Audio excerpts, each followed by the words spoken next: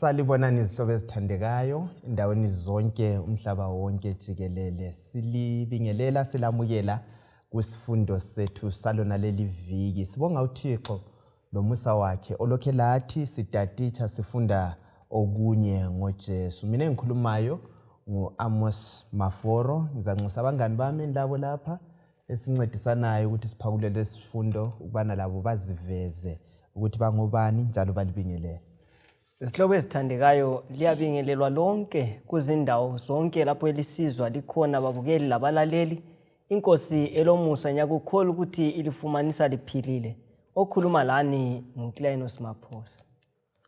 Salubonani bathandekayo ngegama lenkosi yethu Jesu. Siyamukelana njalo kusifundo sethu sothumo, isifundo sesithupha. Ngilethemba siyaphathiseka kakhulu emsebenzini wenkosi njalo siyazimisela ukuthi sigijimise umsebenzi masinyane kuphela bese kufika. Mina ngikhulumayo nguMrs Sibonene Mhlanga.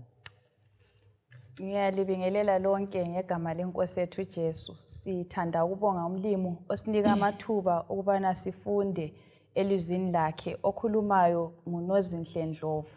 Singakangeni kusifundo sethu sizakhothamisa amakhanda sibe lomthandazo. Baba wethu okhona ekhaya ezulwini, Sindiso othandekayo, sithanda ukubonga ngamathuba osinika wona ukubana sifunde elizwini lakho.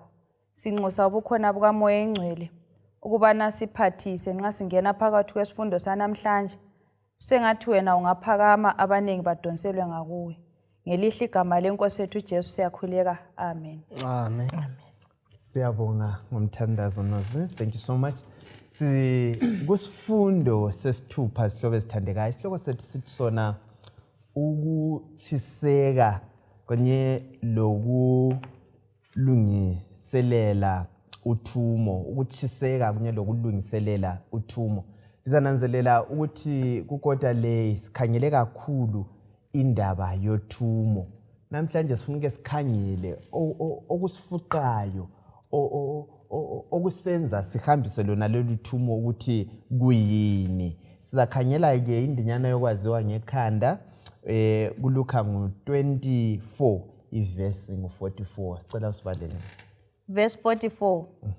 Wathi kubo, lokhu yikho engalitshela khona ngiselani ukuthi konke kumele kugcwaliseke okwalotshwa ngami emthethweni kaMose labaprofeti lamahubo. Right. uJesu usevukile uhlangana labantu njalo ivesi. Usehlangane labafundi. Ngicela kuyini sikutholayo la kundinyana yethu okwaziwa ngekhanda siqathanisa sihlanganisa lesihloko sethu sanamhlanje. Kule ndaba lapha eldamaforo ukutshiseka. Ezwe ukuthi umuntu nxa esithi yazi nyatshisekela ukuthi abantu basindiswe. Like kuyabe kusuke enhlizweni. Uyabe ungazenzeli udade lapho ujayela ukuthi kuyabe kulento yokuqhuqa umoya engcwele yabe kugqugquzela ukuthi kuthi ngikhulume lokhu uThixo angenzele khona akuthuleki. So lokulungiselela lolu thumo sithunyiwe bathandekayo. So nxa siphakathi kokothumo kumele kube lento ekufuqayo. So okuyikho kusifuqayo ukuthi umhlaba uyabhubha kumele sitshela abantu ukuthi uJesu yeza masinyane. Okay. Yikho okusifuqayo ukuthi umhlaba uyabhubha kumbe uthumo udaba esilunikezwe lona. Okunye engikuzwayo lapha mhlobo ukuthi okumnye kumele kusifuqe. Ukuthi yilokho esikubone kugcwaliseke emehlweni ethu. Amen. Ukuthi uJesu ngoba lapha nxa ekhuluma labafundi uthi anti bekumele zonke lezi zinto zenzakale ukuze kugcwaliseke lokho kwakhulunywayo nguMoses labaprofeti loSams lamahubo. So kwesinye isikhathi okunye okumele kusimotivate ukuyashare indaba le ukuthi silandela iqiniso mhlobo. Amen. Silandela i-truth. Umpostoli Peter kwindawo ubhalethi kasilandeli inganekwane ezelukiweyo ngobuciko kodwa silandela iqiniso. So ngesizathu sokuthi silandela iqiniso khona lokho must be a motivating factor. Kumele kube yikho kusitshisayo ukuthi asonganekwane engaziwayo lokuthi into ziyaphela njani but kuliqiniso elile head le tail esikwazi ukuthi sisuka ngaphi siya ngaphi iqiniso lokusindiswa kwethu ngoJesu. Siyabonga. Yabona. Mina nginanzelela ukuthi okufanele ukuthi kusifuqe lapha luthando leqiniso njengoba sechilo laphana. Sinanzelela ukuthi kunenge okungasifuqa maforo. Kodwa ngikuthandileyo ukuthi sifuqwa izinto ezichiyeneyo. Ivangeli likaNkulunkulu liyahamba kunjalo. Abanye singafuqwa yibugovu ukuthi ngiyaziwe ngibonakale. Ekubonakaleni kwami ivangeli likaNkulunkulu liyahamba. Beautiful. Ngiyabonga ukuthi ukuthiphela lokho. Kunengi okufuqa abantu. Ahamba leli indaba leyi ekaPhilip ekaPaul ayiletha kuPhilip 1 iverse ngo15. Ikhona laphana kukhotha yakho ngabe uqaliseni yes uyibale nje. Abanye kambe bachumayela uKristu ngomona la ngombango kodwa abanye ngenhliziyo enhle labo bachumayela uKristu ngokuphikisana bengelaqiniso bekhumbula ukuthi baletha ukuhlupheka ekubotshweni kwami kodwa labo ngothando besazi ukuthi ngimiselwe ukuvikela ivangeli. Kuyini pho loba kunjalo kuyo yonke indlela loba ekuzenziseni kumbe eqinisweni uKristu uyachunyayelwa. Kulokhu ke ngiyathokoza, yebo ngiyathokoza futhi. Sihlobo. Upawulo uthi loba kunjalo kumbe ikuzenzisa kumbe senzela ukubukwa. Anikwesinye isikhathi uyakubona ukuthi lokho hayi kodwa loba kunjalo uKristu njani bakithi uyachunyayelwa ivangeli lenze njani liyahamba. Useke wathinta okunye lapho noze okwenze esikwenzayo kumbe ngulethe ngaleyo ndlela. Kuyini okunye singakuthinta esikwenzayo okufuqa abantu. Abantu sebefuqa even la ngemali ukuthi uchumayelela ukuthi yena uzasusa okuyibhizinisi angithi phela kuyini okunye singancedisana. Okunye lapho kusifuqayo umona kasichumayela ivangeli. Yabona umuntu uyabe ethukuthele uchumayela ekhipha lokho kukuye instead ukuthi akukhiphe uKristu. Kodwa konke lapho uPaul uthini loba kuyini ngaze sichumayele silokuzenzisa phakathi ukuthi ngizenza ngathi namhla ngiyachumayela kodwa ngifuna ukuzolitshela. Alright. So uPaul uthi loba kunjalo kodwa kakumele kuphakama uKristu achimile. Ngikhumbuza lesifundo sa last week. uJohn eseyachumayela ezondile engayikhangelelanga ukuthi baphenduke. Echumayela kunjalo uJehova wamsebenzisa ukuthi abanjani baphenduke. Ufuna ukutsho something? No, benzithi ngicabangisa indaba yama gifts. Isibulele iministry yethu kakhulu maforo. Abantu abaningi bachumayelela inzuzo ukuthi ngizazuzani ngemva kokuchumayela. Ngeke ngezwe kwezinye indawo ukuthi abantu sebethengelwa ama grocery, abantu baphiwa izimali, bathenga amasudu amali, bathenga ama-iPad, bathengelwe nje baphiwa izinto eziningi. So khona lokho izikhathi eziningi kuba yikho kuyabe sokusifuqa ukuthi sisebenze. Alright. Yeah. Yes.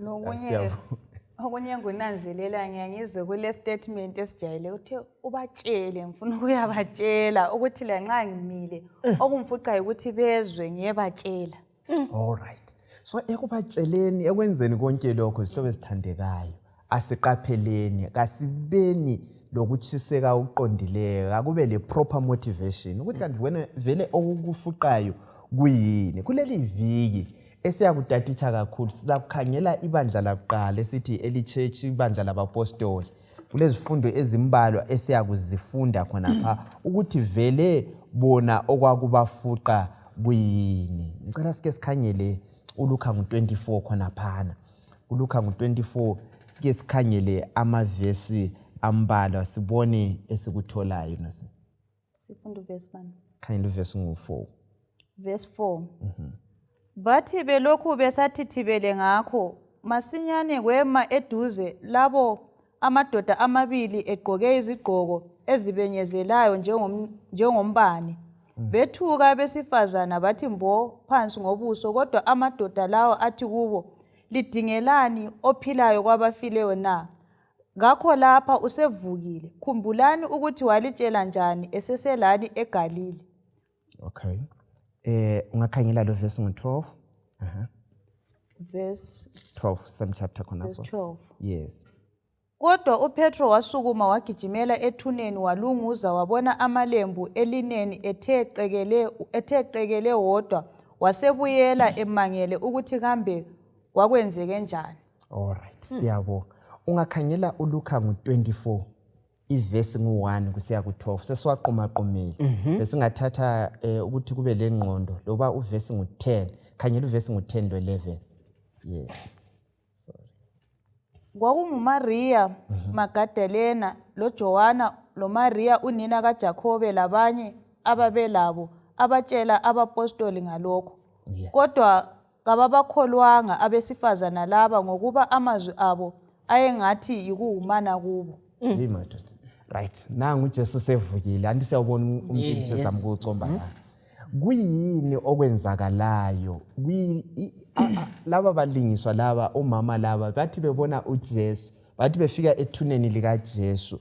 Bezwani kuyini abakwenzayo bethola ithuna lingela muntu kule ngilosi zabaxwayisa anti sesibalile lapha ukubana kakho kwabafileyo uvukile. Kuyini abakwenzayo okwaveza kumbe okwakubafuqa besezwe indaba lezi ezimnandi. Sikhulume ngokuthiseka laphana elder wami ukuthi sebezwile ngoJesu kuyabachisa ukuthi kumele babelane labanye lokho abanjani asebekuzwile ngoba nxa befika bayatshela ukuthi hayi usevukile lo elimdingayo la. Ungayikhangela futhi le ndaba le iku Mark 16 ku verse 1 lo 2 lo 3 laphana. Bayabuzana umama labo ukuthi ngubani oza kuyasigiqela ilitshe ngoba bona bachise ukuthi kumele siyefika laphana kusesemasinyane sifike simgcobe ngamaka. Kodwa ekuhambeni kwabo babehamba bebuzana ukuthi kulelitshe ngubani ozasifuqela lelani litshe. So bayakhathazeka bona ekuhambeni kwabo ukuthi besabelana. So nxa amaphosa sebethola ilitshe ligiqiwe. Ngokuvesi 3 lapha uvesi 2 hle wathi bathola ilitshe elinjani?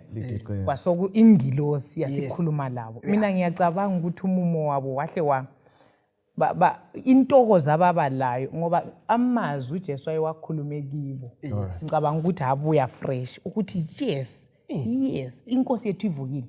So khona lokho kwahle intokozo abasebegcwele ngayo maforo ukuthi inkosi yethu ivukile endinqobile.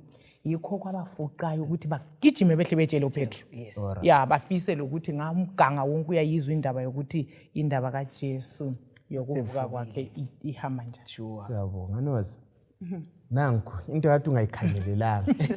Usuyifumana nozi. Andibona balanda uJesu bayakwenza njani? Bayamgcoba. Kuyini okuzwa sithola into oyabe ungayikhangelelanga? Nginanzelela ukuthi kulezinye izinto indaba ezinhle ezithi nxa zifika usalungazwisisi. Omama laba bathithibala bathi sebezwisisile sebetshela ukuthi hayi khumbulana amazwi akhe bagcwala ngentokozo. Lami lapha nginanzelela ukuthi omama laba bagcwala intokozo eyayingeke bayicontain. Yes. So esikuvumelanayo wangani bami ukuthi ungahlangana lo Jesu kumbe indaba lezi vele kuthiwa izindaba ezinjani ezimnandi indaba ezinhle ngithi phela akuthuleki. Nxa ungezwe indaba ezinhle uvukile kuyathuleka yini ngoba ukuvuka kwakhe kulomutsho omkhulu angithi phela. So akuvumi ukuthi nxa sesizwile ukuthi uvukile sikambe sisale siloko sinjani bakithi sithule. Mina okunye ngikufundayo maforo ukuthi uJesu nxa esithi lizaba ngofakazi bami. Yazi umuntu okuthiwa ngufakazi umuntu ole tangible evidence kuyabambeka okuyinto kwakhona. So uJesu asenzele khona ukusikhulula emandleni esono ngempilo yakhe. Yikho kodwa kuze good news okumele ukuthi kuyasifuqa. Ukuthi nizabukela njani omunye umuntu elokhe ebotshiwe laphana. Mina ngila isolution ngizwisisa ukuthi okwenzeke kimi kuyini. So kumele kube yimotivating factor ukuthi nxa mina sengikhululiwe. Hayi uyabona umama weSamaria maforo akuthule ukuthi umthwalo esizelwe siuthwele vele uyasisinda. Yikho uJesu esithi lina lonke lisindayo lelikhathele wozani liphumule. So ungayithula umthwalo maforo ungakuthula njani? Mama lona kuthiwa wagijima wathi buyani lizobona indoda. Even indoda eyakhululwa emadimonini akuthuleki. So bekufanele ukuthi inkambo yethu lokho sokwenziwe nguJesu empilweni zethu yikho bekumele sithi kusitshise. Uyakhumbula uJeremiah uthi ngazama ukuthula kwangitshisa. So bekumele ukuthi kuba yi-part of in-nature, asikuzami. Mina manje ngihlala nile problem yokuthi kwesinye isikhathi siyakufundisana okuyinto lokho. Sizama ukukufundisa umuntu even ongela nkambo, ongakaguquki. So kuba akubi lesisindo futhi kakwenzi uthumo luhambe ngendlela. Sikhona lapho abafundi bezwa ngathi sengathi inganekwane. Abakuthathi serious. So indaba lezi esikhuluma ngazo ezikaJesu ukuthi uvukile, asonganekwane bavukeli nabalaleli. Indaba eserious ukuthi nxa sizwa kakumelanga ukuthi sihlale ngentokozo emangalisayo, kumele hle nisukume ngiyetshela abantu uvukile uJesu. Alright. Loba laba bengekho bengayibuthathanga serious esikufundayo kunye maphosa ukuthi abanjani laba abathulanga. Kwesinye isikhathi uyahamba uyetshela abanye abantu nozange Ndebele bakuhleke bathi izitori lezo zinganekwane, kodwa nxa ulenkambo awuthuli. Baqhubeka benjalo baze labo baze babe lenkambo. Angithi be ngoba kuthiwa uqedwa la ivesi oyibalele uPetro wasuka layo wathi ngiyezibona. Yes. Angithi be.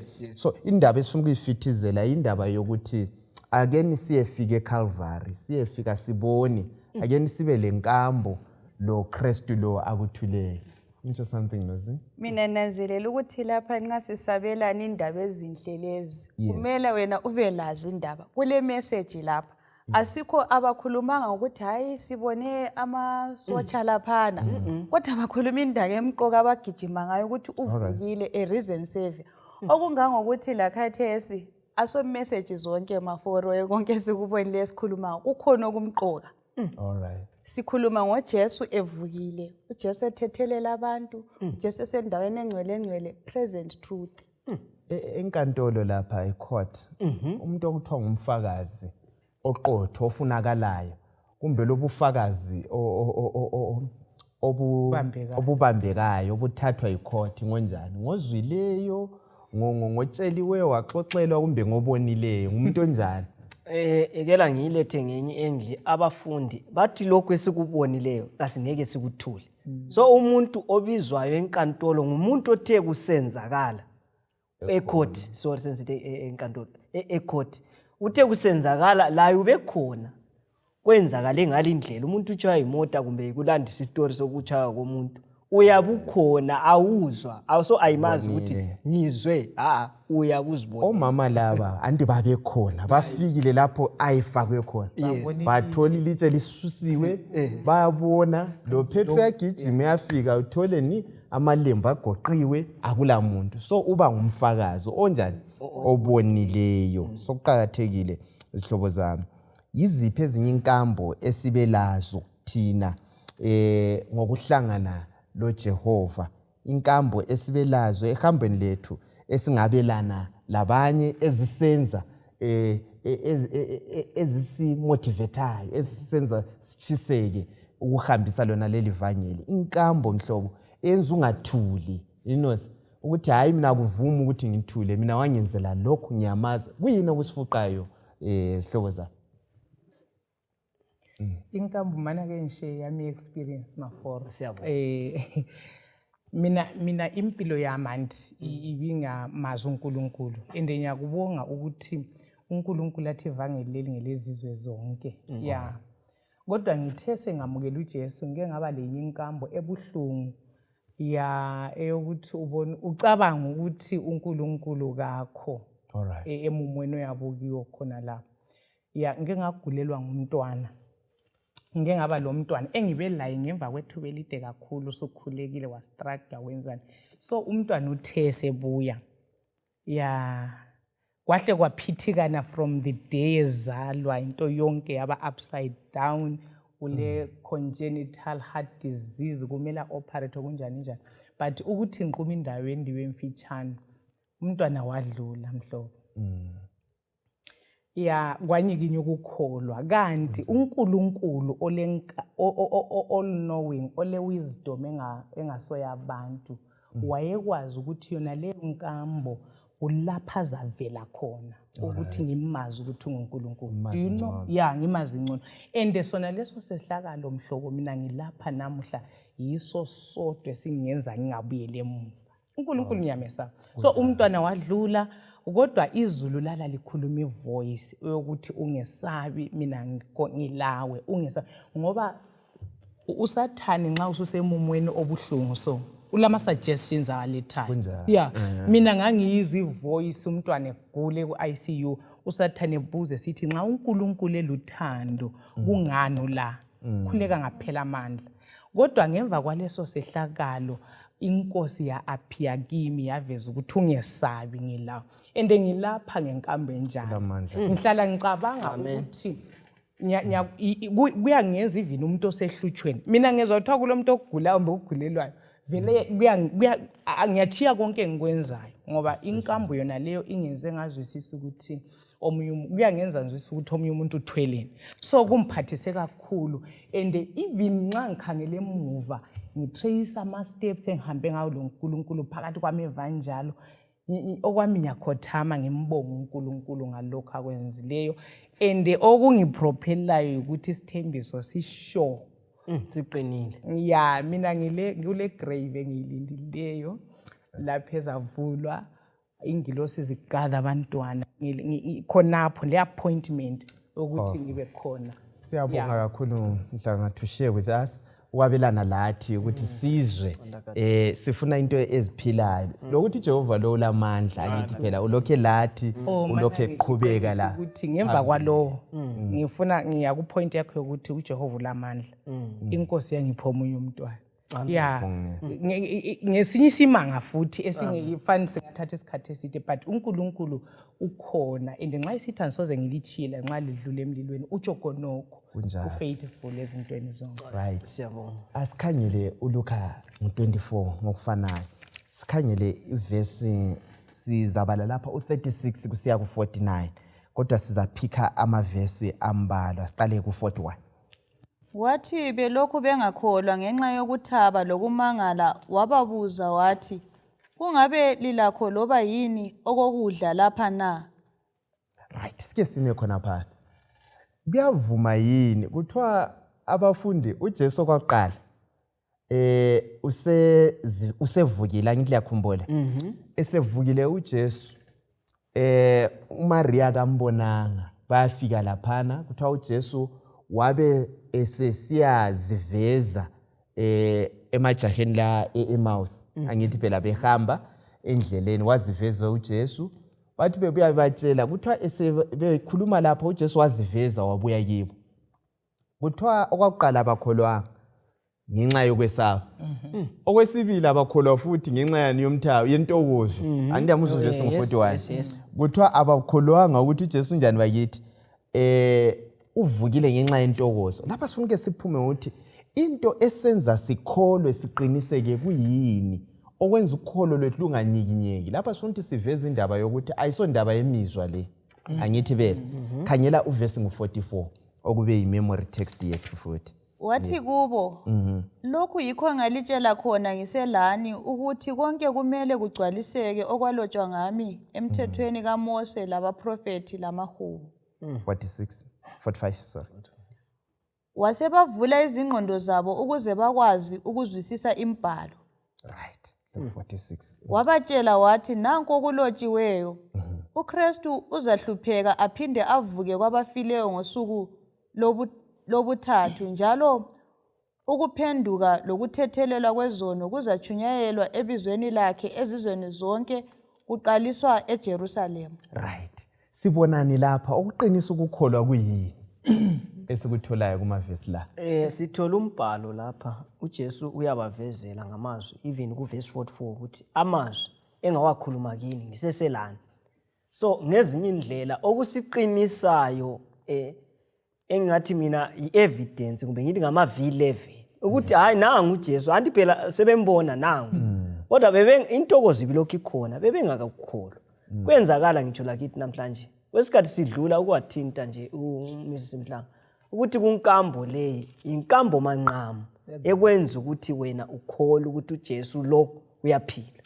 All right. So ilizwi liqathekile. Yes. Yeah, right. Bengifuna ukuthinta khona futhi ke sakuthinta ku memory text ukuthi ukugcwaliseka kombhalo maforo yikho esithi ebabisele emuva ukuthi kathi kalifundanga yini uMoses wathini. Uyabona ukuthi indaba kaMoses ngeyegazi ngeyamawundo lemhlatshelo. So kalifundanga yini.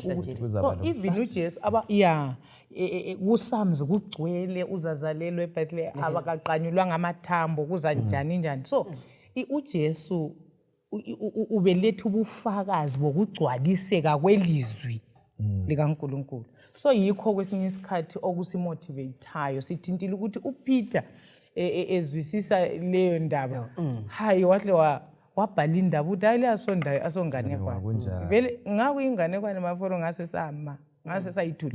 Kodwa ukugcwaliseka kwezinto andimnyama experience nje uNkulunkulu nxa sithi ngilawe umbone lawe walking with you through the fire.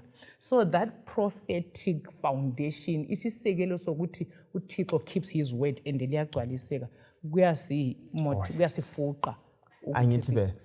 So ayisondaba yenganekwane isitori siyakhohlakala andisake sibe kweminye imihlangano elamandla abantu baze befisa ukuthi ngabe uJesu ebuye sisemhlanganweni lo inozi liseZambia laphana ngabe wabuya khona pha but uyakunanzelele nozi ukuthi selisuka khona ngale yikho sikulethelwa la kuyaphela kuyalokho kufeda kodwa kungapheliyo lilizwi prophetic foundation ilizwi lesiprofeti uthi kenza lutho engatshelanga incebo zakhe ngithi be lokuza kwakhe kwesibili kulotshiwe yikho kusiqinisayo into esifuna ukuyifithizela ababukeli labalaleli ukuthi kukho konke asimeni ezwini. uJesu uthe sekhuluma labafundi kuthiwa bambonile balokho bengakho ngoba ukubona izimanga esizizwayo kazisizi kodwa ilizwi ugcine sesithi kulotshiwe selikhohliwe yini lokhu lalokhu umbuzo silitshela wona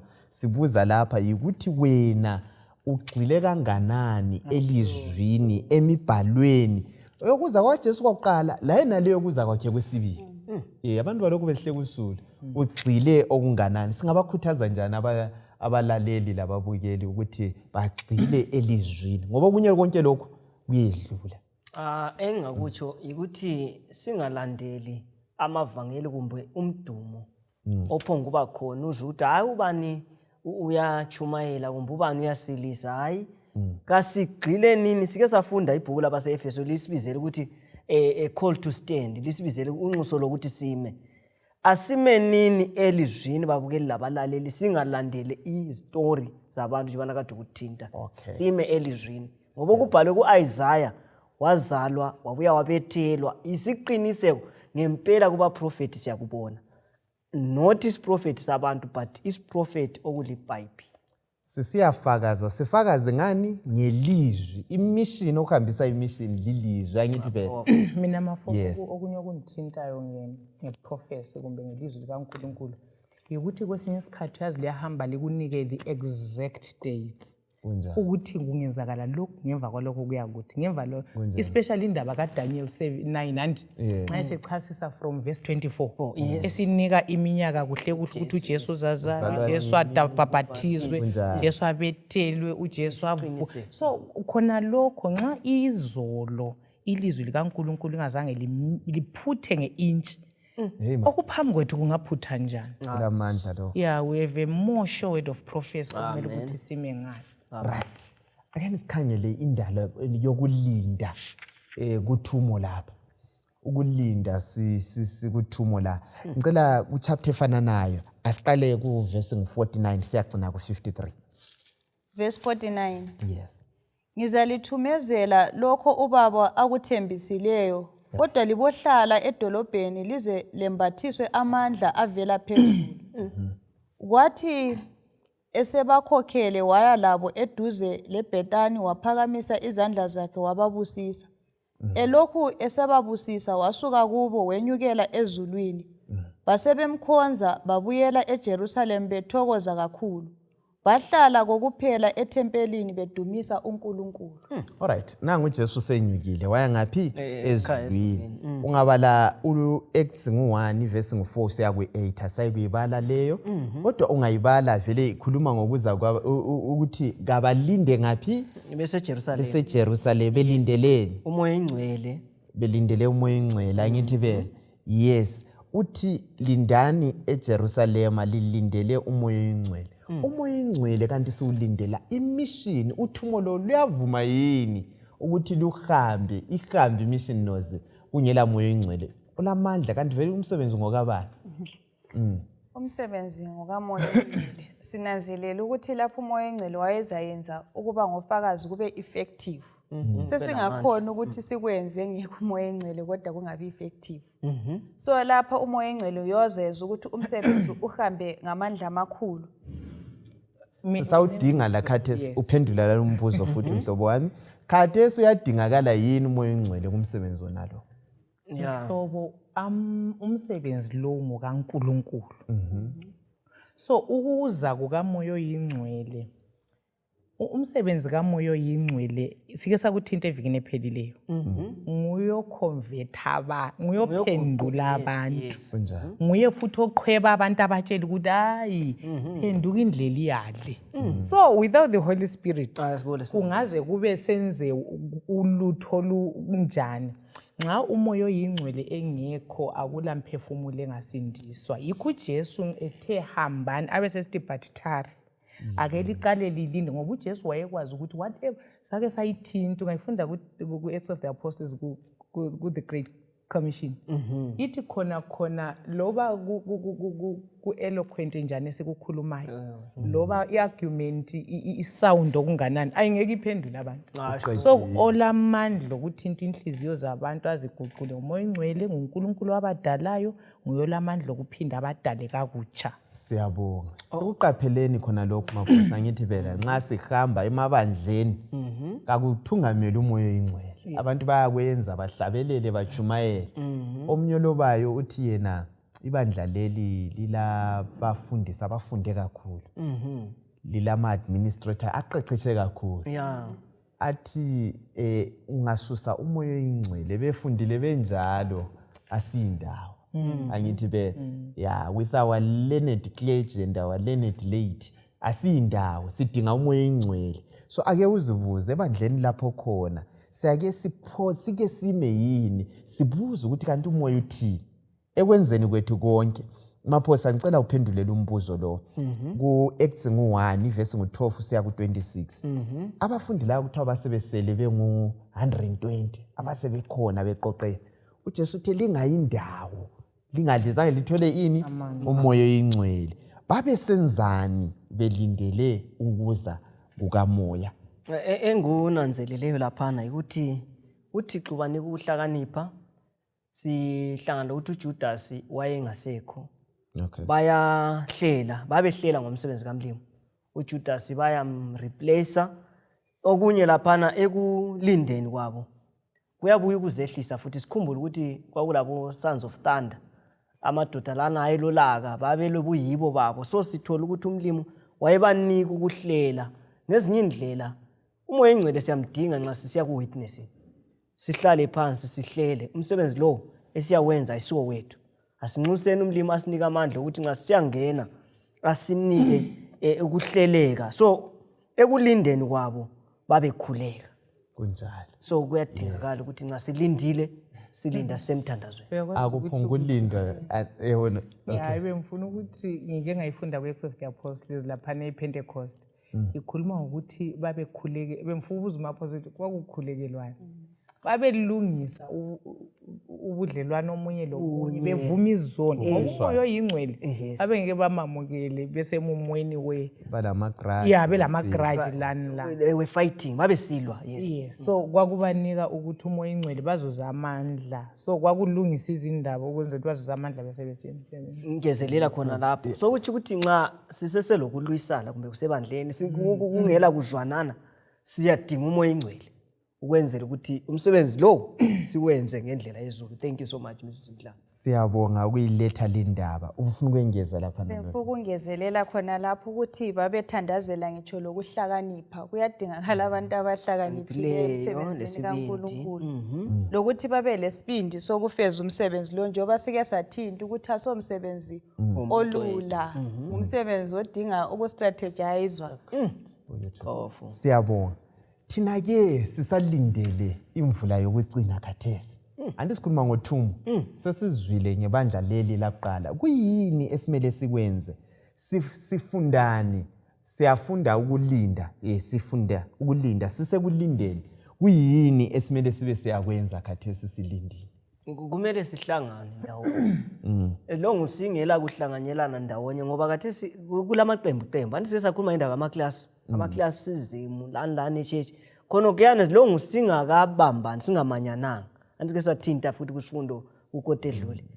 Singamanyana kumele sibe ndawonye, kufanele sibe munye ukwenza ukuthi umoya engcwele abe kithi. Antu siyabonga kakhulu. Kube lokubuyisana. Khathesi silindele umoya engcwele. Lathi siyazihlalela yini? Akumelanga sibe siyahambisa yini ivangeli. Umoya engcwele imvula yokucina anti ibuya izoqedisa. Khathesi kuyini esimele sibe siyakwenza khathesi? Khathesi mina ngiyakukholwa maforo ukuthi njengekulimeni anti izilimo ziyazuza izulu lakuqala. Kodwa izulu alihle lime la. Liqhubeka lisina likhulisa. So libe selizovuthisa sesivuna lapha. So umoya oyingcwele ukhona ukuthi ungamela wona lo umsebenzi. So nguye bekumele ukuthi whatever umsebenzi esiu-undertake ukuvunwa kwemiphefumulo bekumele ukuthi sibe sikhuleka sinxusa ubukhona bukamoya oyingcwele. Anike thina ilizwe elifaneleyo aguqula izinhliziyo. So kumele ukuthi ngasiyabe sikhuleka, sifunda ilizwi, sitshengisa abantu indlela yokuhamba, sivuma lathi izono, silungisiswa sonke silunga. Labo esibabizayo bazuza umoya oyingcwele bajoyina iqule lisemasimini sisebenzeni. Yes. Uzongicabangisa ukuthi omunye nxa ekhuluma ukuthi imota esingayithela amafutha ngenjani. Ehleziyo kumbe ngesisebenzisayo. Umoya engcwele ngekaphonga uthelwa. Kathelwa kulabo abazihlalele yakithi phela. Ungakhangela umhlaba lo jikelele. Uklokhe 8 billion abantu emhlabeni la. Ungakhangela amalungu ensali barely 21 million thereabout khathesi. So nxa ukucompare ngama-figures kuphela sisodwa ngakula lutho siyalwenza. Angithi phela kudingakala umoya oyingcwele. Ngicela sonke izihlobo zami sithobele umoya oyingcwele uthungamele. Sibalutshwane kakhulu. Singaziduduzi kulabo abathokozayo ukuthi ngani vele lincinyane. Umsebenzi umele unjani bakithi? Uhambe emhlabeni wonke jikelele. Ake nisikhangele la ukuthi usutheliwe umoya oyingcwele kuyini okwenzakalayo? Okwenza umsebenzi kwaba lo tshintsho yini kwaba lenguquko yini kwindlela yokuhanjiswa ivangeli? Khangela uActs 2 sizakhangela uverse 1 usiya ku41. Asikwabala lawo wonke sizabe siphika ama verses siwabala qalela kuverse 4. Verse 4. Yes. Bonke bagcwaliswa ngomoya ongcwele basebeqalisa ukukhuluma ezinye izindimi njengokuphiwa kwabo amandla ngomoya. Kunceda ngani? Kwanceda ngani ukukhulunywa kwezinye indimi okuhanjisweni kwevangeli?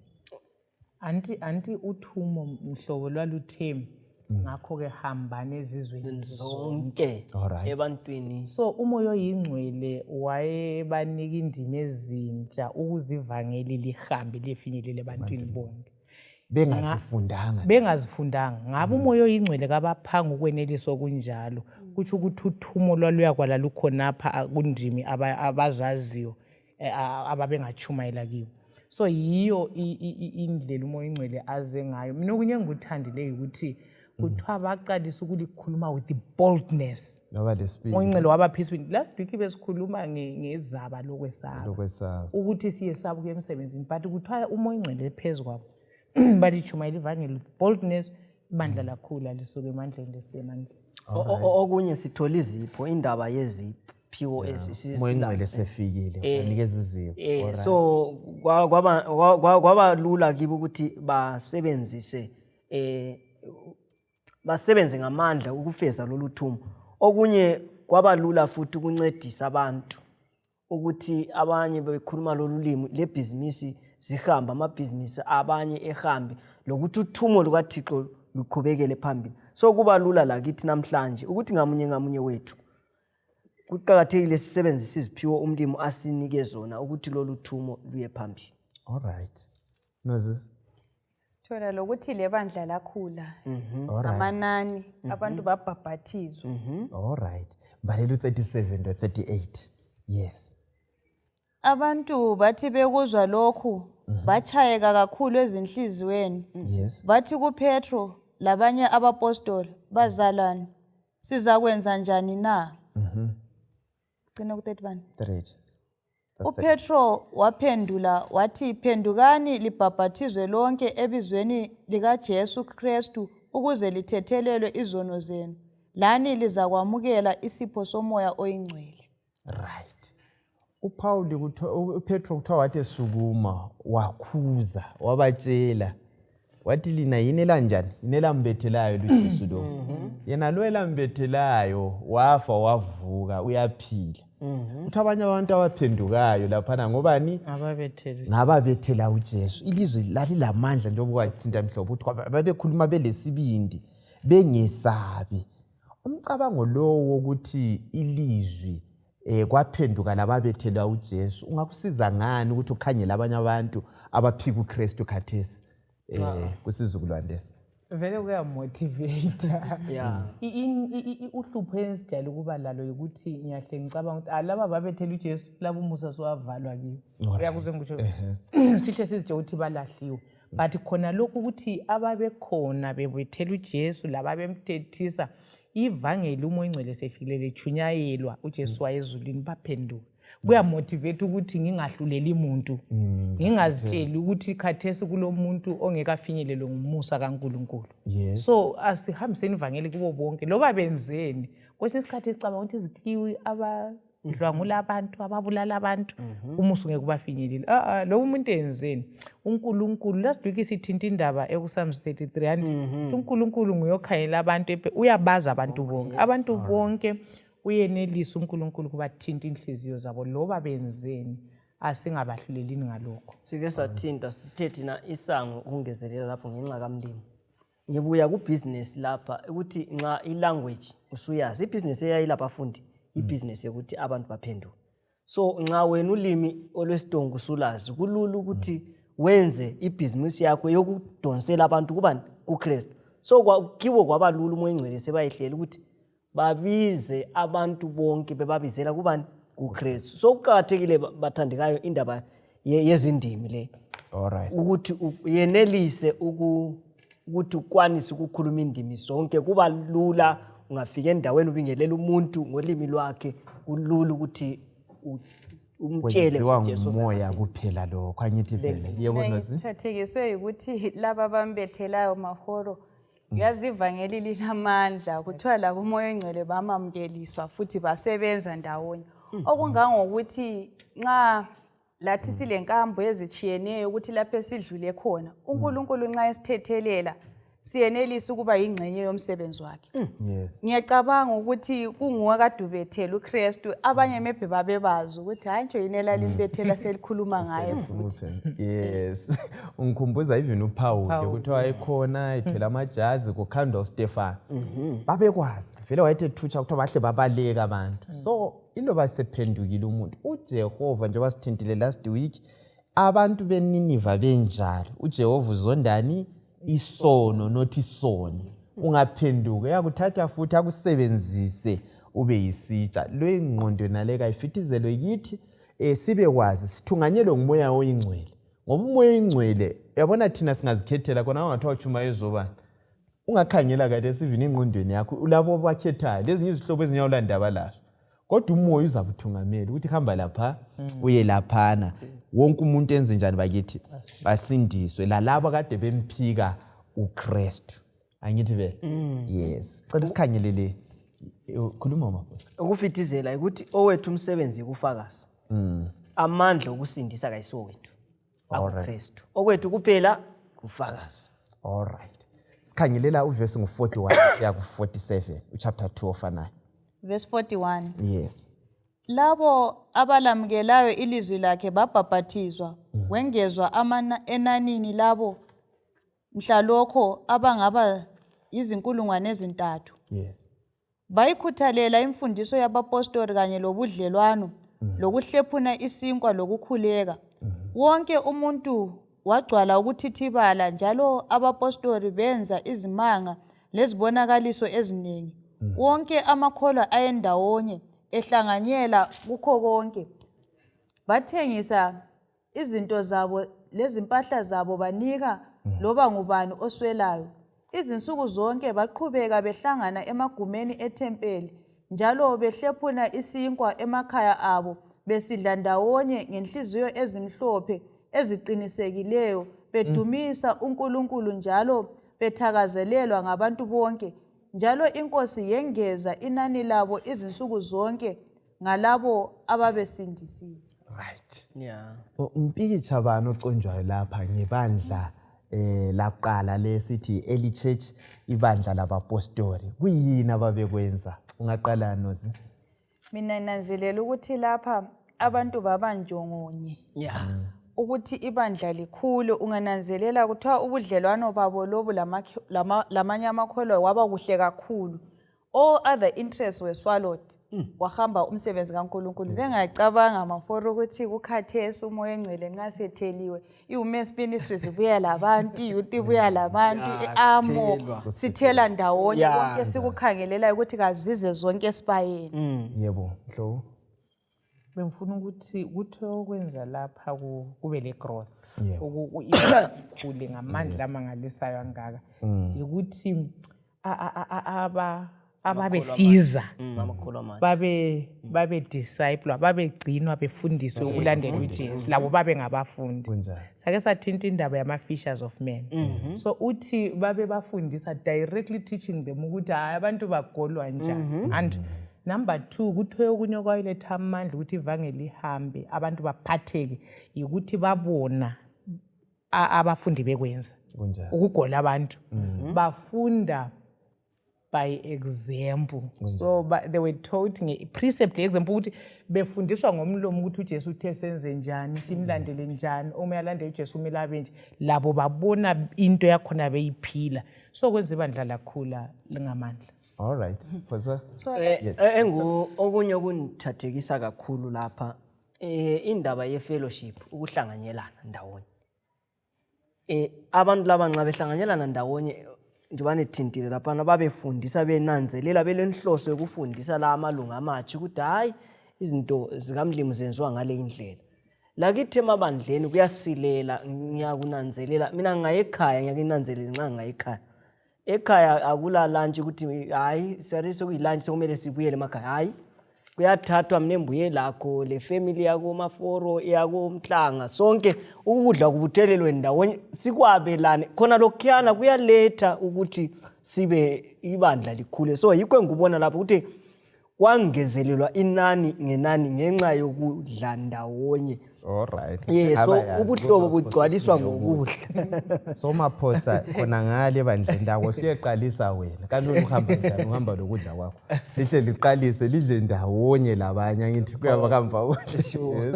Mina ngunanzelelayo lapha Maforo ngani kuyadingeka ukuthi umoya lo awukhona ube khona la khathesi ebandleni. Ungananzelela into abantu abayidingayo, yikho lona omunye uthi ntshengisa umKristu. Lapha ngalesi sikhathi ngomfanekiso lo esiwuphiwa webandla lakuqala, sithola ngitsho uPaul esithi bamlingise selokhu elingisela uKristu. So lathi siyakudinga ukuthi lami nginje, so ke belesifindo sokuthi landelani. Balami landele. Yes, kumele kube njalo. Ukuthi manje bathi bekhanyela bethi ngilandele wena manje. Siyakulandelana. Lokho khona unokucizela. Umlobo uze wathinta indaba ukuthi kuyikufundiswa kungala mpumela enhle ukuthi sithi yenzani lokhu singabatsheli ukuthi bakwenze njani. So siya ekuphileni impilo yakhona ibandla livangela abangenayo bejoyina anti lathi yikho esikufisayo ukuthi lawa ama-fishers of men bathunywa bebodwa benjalo babhaxaniswa lalaba abavele belenkambo abalenkambo ekuvuneni imphefumulo kaNkulunkulu bafunde labo besebenzela abanye lababuya bathola vele into yakhona injalo kusemsebenzini. Sithwalelana imithwalo. Uyabona ukuthi umqondo woku-early church nxa sokwabela kumbe kuthengiswa impahla nti sithengisela ukuthi kulabanye abasilelayo. Manje lakithi e-church kuyasilela. Uyabephendukela umuntu emutsha. Uyabe linanzelela ukuthi akala intsho lezicathulo owathi thina siyabe sesihleka kulokuthi sithwalelane nje ukuthi ubani namhlanje. Bangani mami. Kanti vele uhlupho khathesi kuyini? Ake nisifunde sike si-apply isifundo lesi. Alright. Khathesi uhlupho kuyini okwenza khona lokho singakwenzi.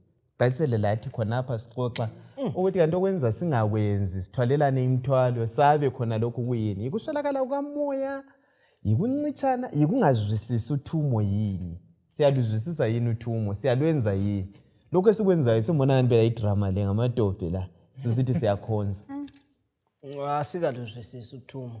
Right. Mina ngicabanga futhi okunye maforo ukuthi sike sathinta indaba yokuthi nxa umoyo sibe lenkambo lo Jesu asoze sithule. Sure. Njalo umoya oyingcwele nxa iphila phakathi kwethu. Bengikaxoxa nomaphosa lapha sikhuluma imission. Ukuthi umoya oyingcwele baforo nxa evele kuthungamela usemsebenzini bengitsha ngenye experience yami ukuthi uthungamela ukuthi ngiyekhulumela ilizwi kwamunye umama lomunye ubaba abafikileyo so ngibone ngani kusilela kithi ukubamba i-connection loNkulunkulu. Inkambo yona lalo kuvumela umoya oyingcwele ngoba umoya oyingcwele uyakutshela maforo ukuthi lo mniki iphechana leli kumbe lo umnxusela lo khuluma laye lokho. So ngibone ngani indaba ye-early church engxenye thina siphonga ugijima sihambe singaqalanga salinda ukuthi umoya oyingcwele abe lathi athungamela umsebenzi asitshengise okufanele sikwenze. Khona vele olobayo uthi yena ungabala uChrist Object Lessons upage 129 siya ku130. Uthi uthumo lolu umsebenzi wothumo lo umele usukele ethandweni lethu esilalo lujulileyo. Sibonga lokho uKristu asenzele khona. Lokho sikuyela lapha ukuthi uke wahlangana naye yini wenzelweni zwanini izihlobo ezithandekayo. Nxa ungenzelwanga lutho hlala phansi. Kakhulu. Kakuhambe abenzelweyo. Ngoba mbona ngani siyamosha thina siyamosha amasimu lapha siyazimosha. Uthe yena amasimu anjani amhlophe ngamabele. Okusilelayo kuyini ngabavuni. Osokufunakala ngabavuni abahlanganele uJesu. Abamthandayo uJesu, abazafika baphakamise uJesu, abaningi benze njani? Basindiswe. Lokho ukwathinta mhlobo ukuthi into le ayitrainwa abantu. Ngiyakhumbula kwelinye ibandla engangikhonza khona lapha kwakuthiwa sisuke lapha noze sibe sibingelelana. Phuma eChurch lapha siqhawulana lapha sibingelelana. Kodwa uyakwazi wena nxa kungela thando le handshake yakho niyayizwa ukuthi le iyakudlulisa le.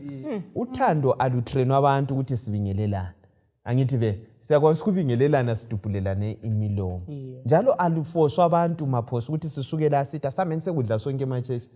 Yikho abantu ugcina bevayelana ngoba kulathando. Okuqhathekileyo asibeni lobudlelwano lobani lo Jesu. Ukukudla konke lokho kuyabuya ngoba vele silobudlelwano ngothando sithwalelane imithwalo. Ebese sithi yena upage ngo67 no 68 ka Christ Object Lessons. Uthi yena ngeke kwabakhona ukukhula ekumazini uNkulunkulu yena umuntu impilo yomuntu igxile kubumina. Angithi phela mina umele afe mina ngimele ngife ngibethelwe kuphakame ubani uJesu. So kasigiqeleni konke kukhulunywe ngoJesu indawo yonke ifragrance umnuko omele ube khona umele ube ngokabantu bakithi ngokaJesu. Kuphakanyiswe uJesu kuza sihambela kuhle. Singakagqibi lapha kukhona ebemfiloyisa ukubana sikwenze sinikane le challenge lesikhuthazana. Kumbe singakanikani yona le challenge singatsho nje in conclusion amazwi ethu okucina aqhathekileyo esikutholayo kusifundo lesi. Nanku enguthola lapha. Yebo maphosi. Uba umamukele uJesu njengomsindisi wakho, kuthiwa kufanele uzikhohle wena. Uzame ukusiza abanye, babukeli labalaleli. Indaba leyi siyayithola nje la kuJames 1:27. Ukuthi nxa umlimi esibusisile, kumele sinakekele izintandane abafelwakazi nabanye abangakezwa ngoJesu ozayo masinyane. Yes, Nozi. Mina nanzelela ukuthi indaba yonke iyeme kuJesu Maforo, singenza noma yini kodwa uKristu kuphela nguyozosisiza. Singaya kuye lathi siza kuba imthombo abanye abaza kunatha kiyo. Oh yes. Yes. Mina Maforo ngifisa ukuchallenge ababukeli nabalaleli ukuthi ake siyebindana lezulu. Sidinga ubukhona bukaNkulunkulu empilweni zethu. Ake siceleni daily conversion, ukuguqulwa lokuphenduka kwansuku zonke. Umpostoli Paul uthe ngifanini insuku zonke. Ake sikhulekeleni inkambo ukumazi uJesu personally. Lokho akwenzayo enhlizweni zethu ukuthi izolo bengimnyama namhla sengenziwe ngabamhlophe. Yes. So imsebenzi ukaNkulunkulu okusikhulule esonweni yodwa Maforo. Yikho kodwa okuzangenza ngingathuli. Okunye lokho besinikana amavesi hambani nanka umbhabhatizo lewakhuluma konke kumisguided akusoze kubise impumela enhle. But nxa simthandile uJesu vela kudinga ivesi. Kudinga ukuthi ngishare lokhu uJesu akwenze kimi, abaningi bese besiza bakubone konke engikwenzelwe. Siyabonga sihlobo esithandekayo. Asambeni siyeba le motivation eqondileyo, sibe le ntshisekelo eqondileyo ngoJesu lo osibizileyo. Asibeni lobudlelwano loJesu sihambe sabe labanye. Nanku esiloyisa ukubana kuleli viki sibe lakho sithi challenge le. Ake ucabange ngomuntu osempilweni yakho omfiselayo, omaziyo, omfiselayo ukuthi abe likholo. Silezihlobo, silabangane, silabomakhelwane. Lesisebenza laba ngithi phela. Lokhu ungakudeleli lokho, siyakukhulekela. Umkhulekelela umuntu ukuthi abe lenkambo engcono loKristu, uzabona izimanga. Okwesibili, dinga umuntu lawo omncedisayo ukuthi abe ngumfundi kaJesu. Noma usukhulekela indlela zokuthi ungazenza njani, lingancedisana njani ukuthi akhule ekumazini uJesu, afuze uJesu. Iviki ngeviki sizabe lokho sikuletha la ama challenges esikukhangelele. Injongo yikuthi sikhangele ukuthi singaphonga ukufunda singenzi. Asibeni ngabantu abenzayo, ube lentshisekelo yemphefumulo yabantu.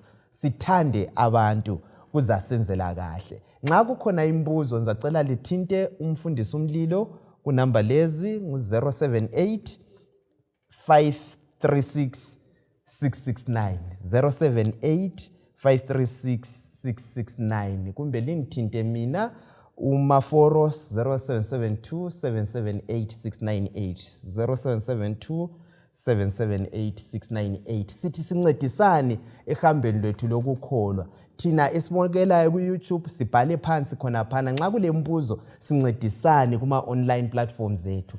Leli vangeni libe livangeli elilempilo. Sizakucela Mrs Mhlanga sivalele ngomthandazo. Asicimezeni esikhulekeni. Baba wethu oyingcwele okhona ekhaya ezulwini, siyabonga ukusiphathisa kusona lesi sifundo. Esikubonga kakhulu ukuthi usinike privilege yokuphatheka emsebenzini wokusindiswa kwabanye bethu. Akulanto engcono esiyiphetheyo engasirecommenda phambi kobuso bakho. We humble ourselves, sithembe igazi likaJesu eliyilo lodwa elingasihlambulula. Siphathise thina esixoxe sona lesi sifundo, uphathise labazasizwa. Sicela sonke Moya Ngcwele usitshengise uJesu osithandileyo wasifela, sibe sesimazi, sizinikele ngakuye, sibe sesizuza impilo entsha. Ngayo uJesu siyabonga. Amen. Amen.